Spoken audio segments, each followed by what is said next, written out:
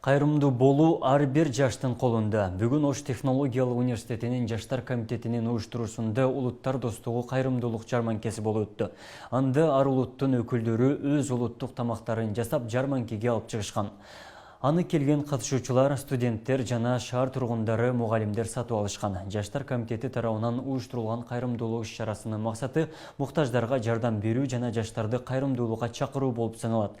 Түшкөн каражат эми карылар же балдар үйлөрүнө, шаардагы аз камсыз болгон үй бүлөлөргө мүмкүнчүлүгү чектелген жардам катары бөлүнүп берилет.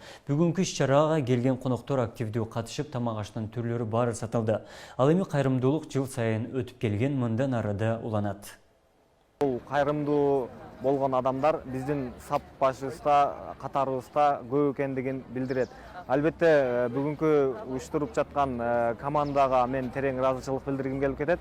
Жаштар комитети бул университетибиздин эң күчтүү командалары. Мындан кийин дагы мындай кайрымдуулук дагы коомчулукка пайдасын тийгизген иш-чараларды бир топ өткөрө берет деген ишеничтемин. Студенттердин маанайы абдан сонун.